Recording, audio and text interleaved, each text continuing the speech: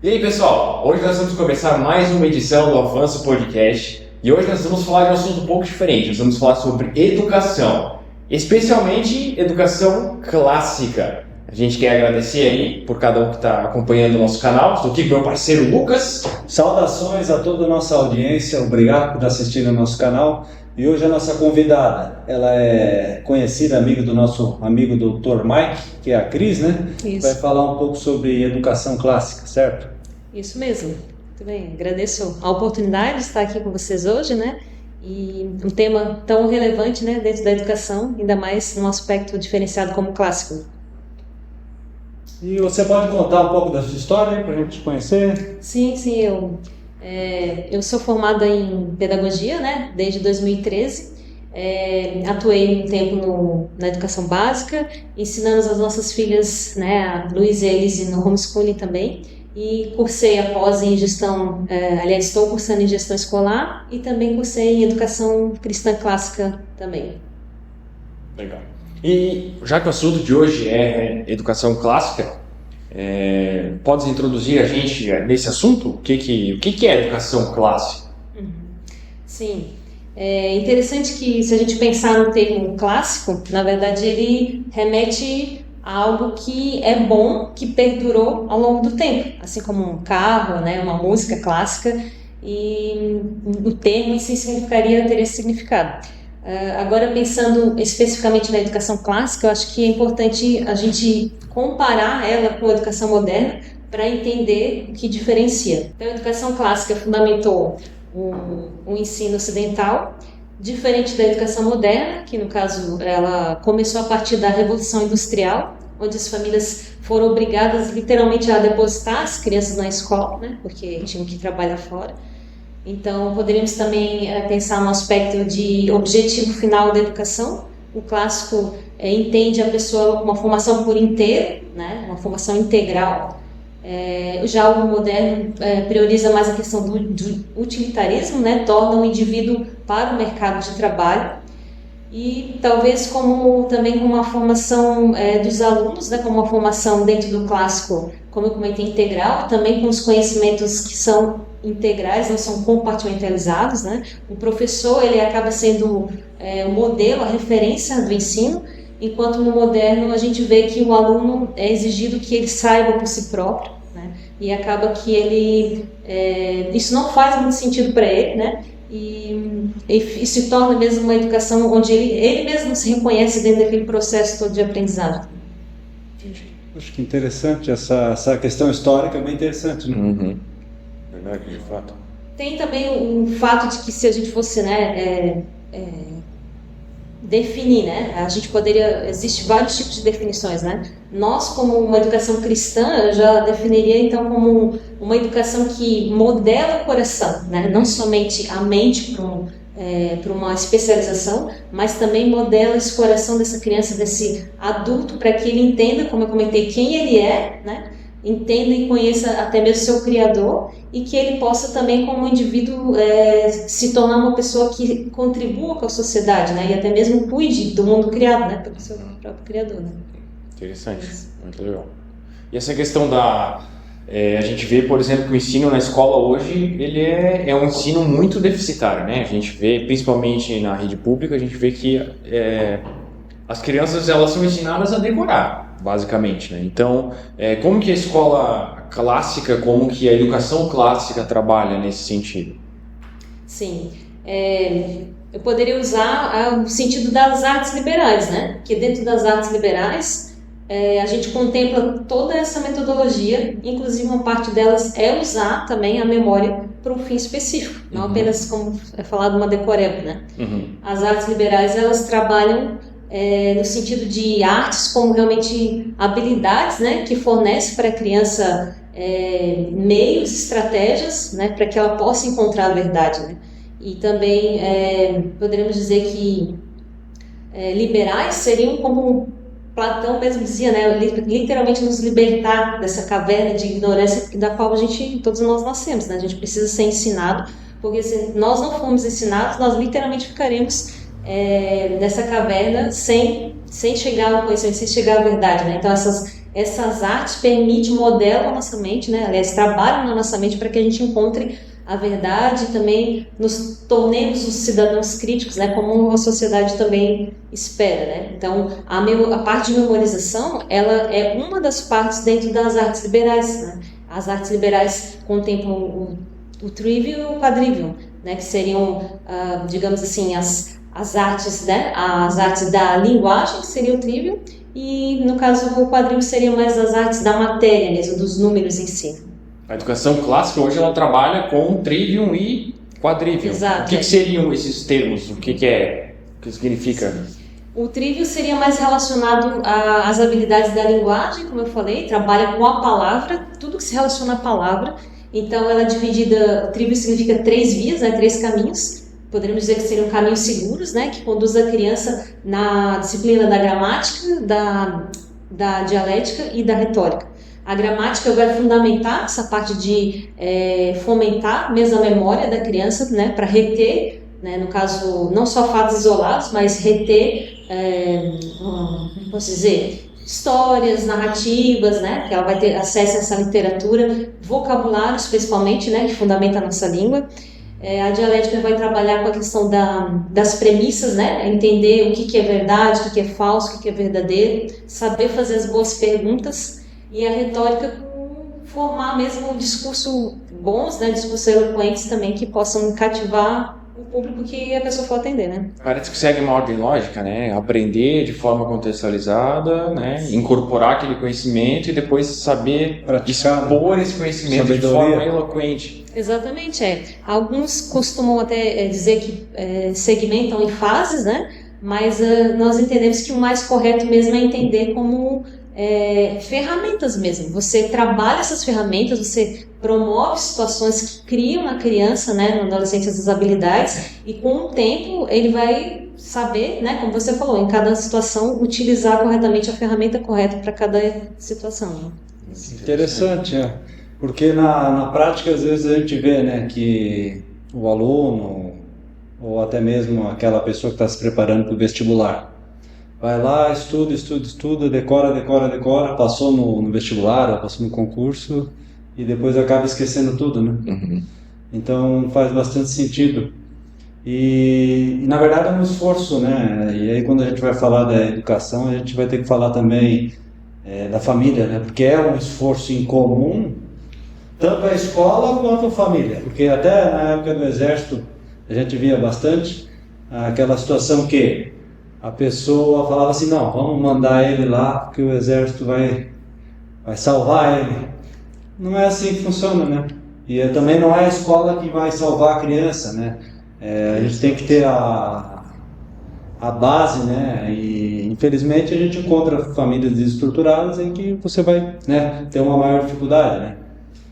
E aí às vezes até o ponto que eu acho que na escola comum, às vezes até os próprios professores se irritam muito, talvez com algum caso e outros, em disciplina, né? Uhum. E aí eu acho que acaba por tornar os alunos, vamos dizer assim, no mesmo balaio, né?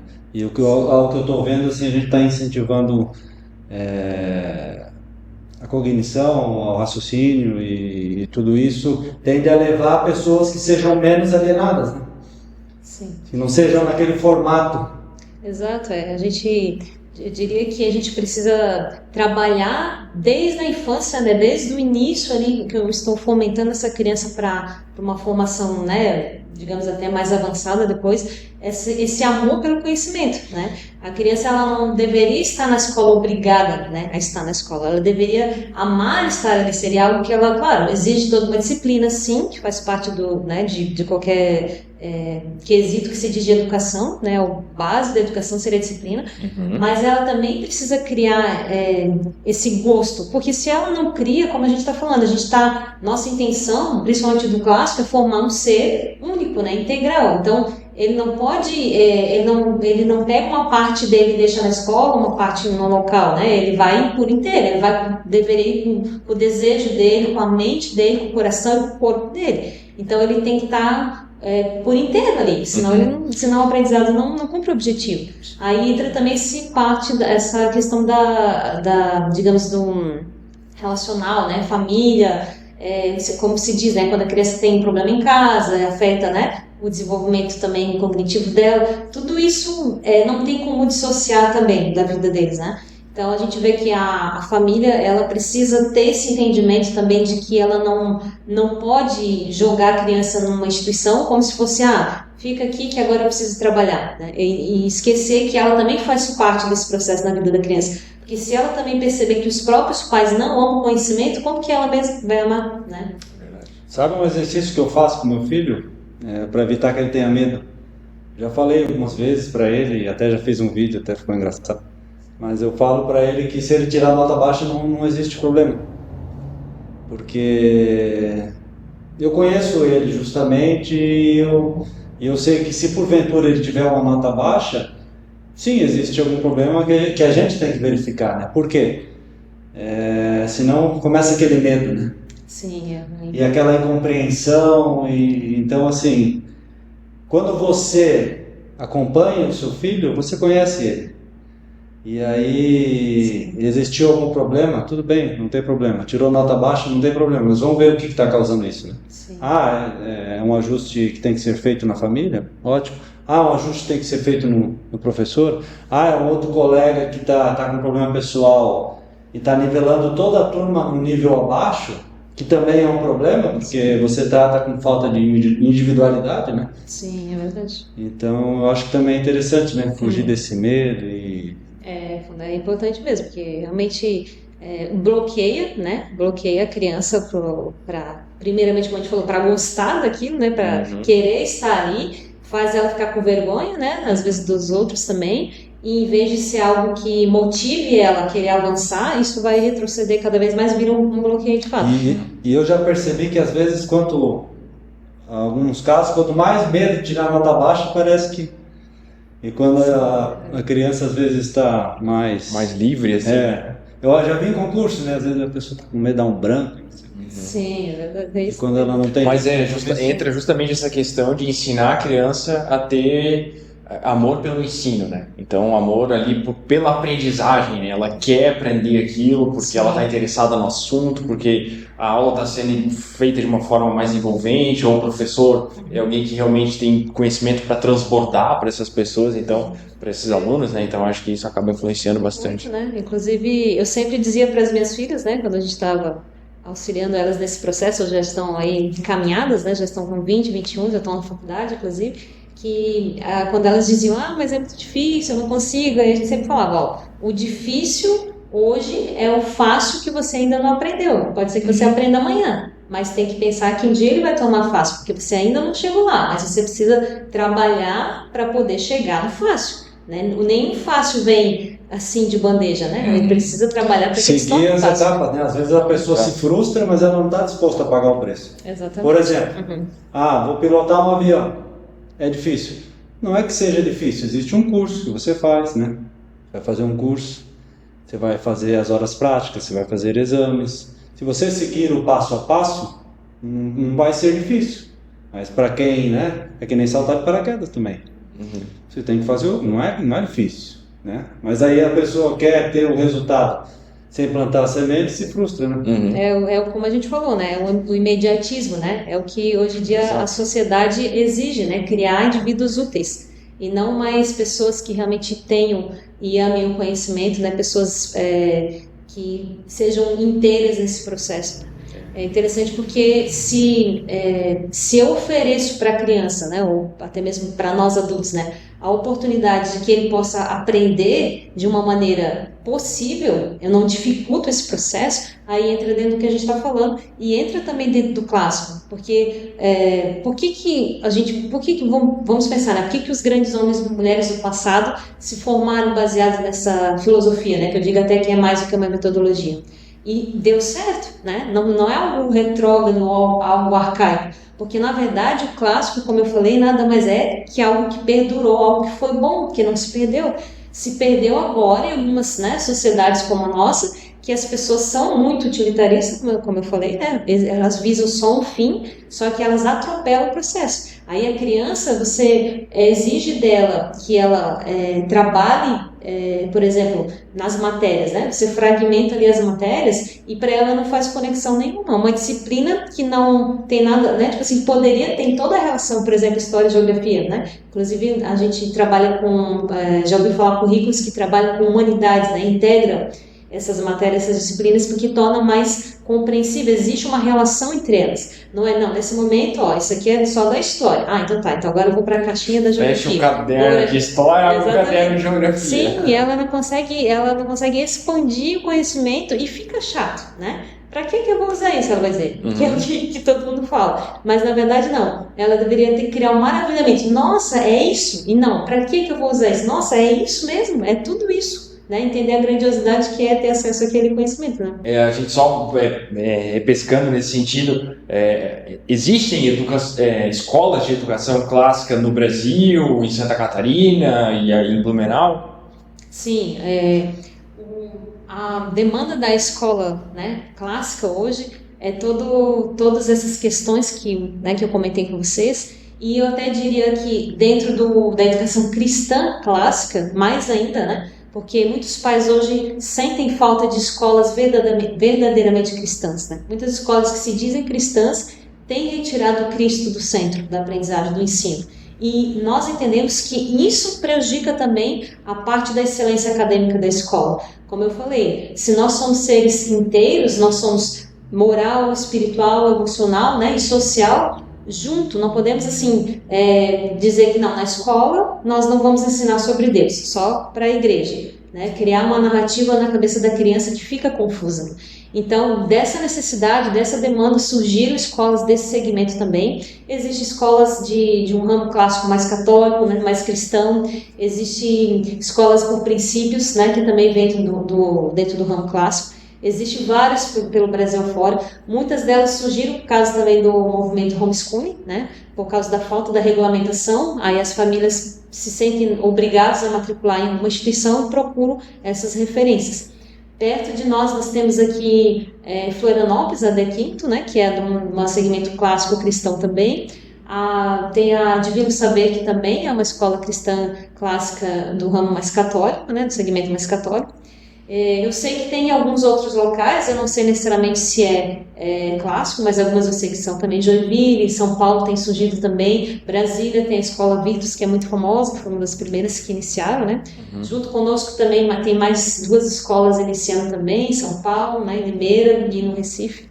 Então é um movimento um pouco mais recente no Brasil, esse resgate da educação clássica. Sim, é um movimento recente devido à demanda também da questão dos homeschoolers, devido à questão dessa mentalidade cristã que as famílias têm sentido essa falta, né, nas escolas. Nos Estados Unidos ela é um pouco mais de 30 anos, né? Também poderia se dizer que é recente, né? Mas tem um período, caminhou, né, um pouco mais dentro desse propósito. Inclusive já criaram vários currículos, vários materiais que foram traduzidos para o Brasil, que também têm sido utilizados, né? Por exemplo, as famílias comentam, né, que visitaram, que veem que as crianças gostam de ficar lendo, né? Às vezes os pais vão buscar fora, né, acabou a aula, tá lá a criança com o livro, não quer ir embora, quer ficar lendo a literatura, quer ficar participando de alguma atividade, né, não quer sair correndo, já sair daquele ambiente. Existe silêncio nessas escolas, que é algo que é muito difícil existir hoje em dia numa escola, né? Não silêncio, porque todas são crianças, né? Então todas fazem barulho, mas existem momentos, né? Chega no momento que as crianças estão aprendendo a silêncio, a ordem, a disciplina. Esses eu acho que são os aspectos também fundamentais, né? Do processo de ensino dentro da metodologia clássica, né? Que legal. Além do acadêmico em si, né? Sim. E para Blumenau? Temos o projeto da Escola Pacto, né?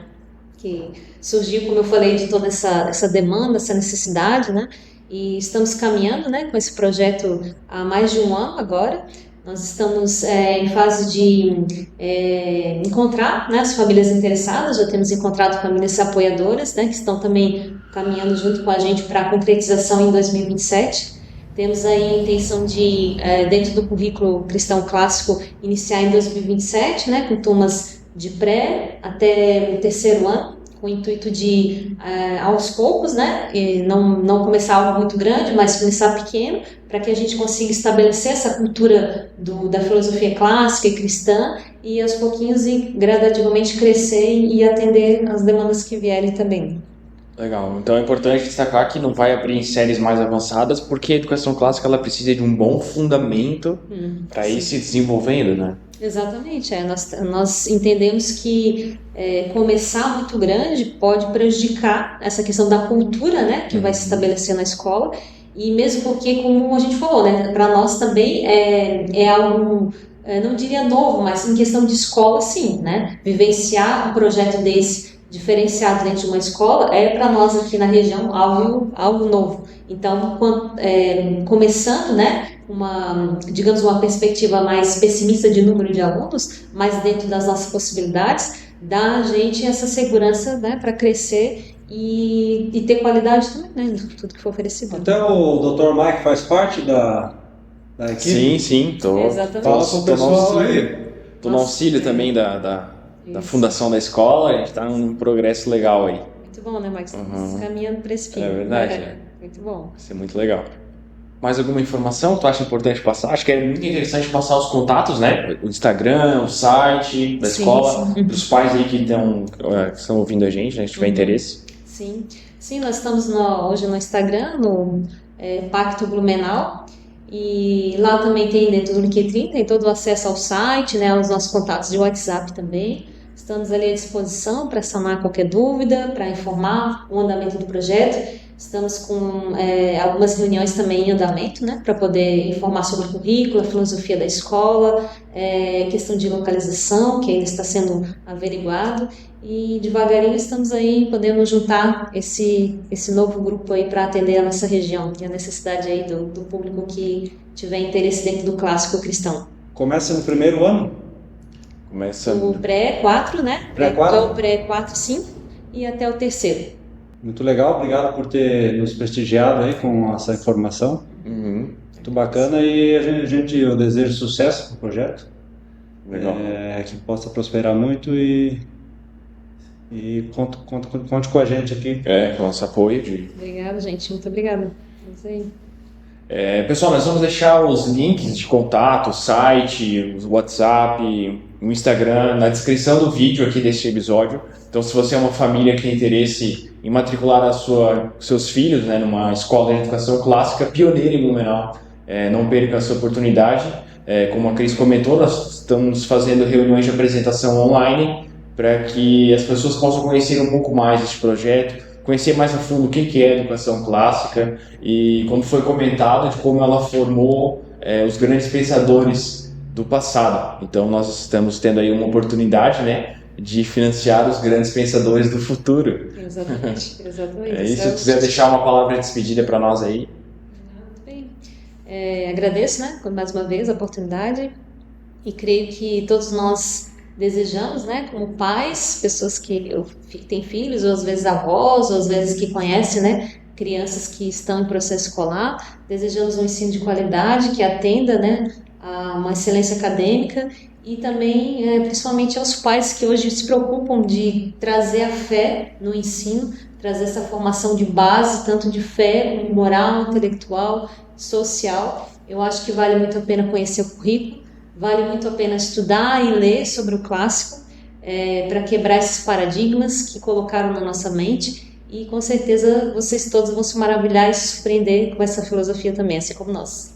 Exato, a primeira vez que eu vi, eu já até perguntei se eu podia me matricular para voltar a estudar, porque eu acho que eu aprendi tudo errado. Todos nós. Valeu, pessoal. Valeu, pessoal. Muito obrigado. Até mais.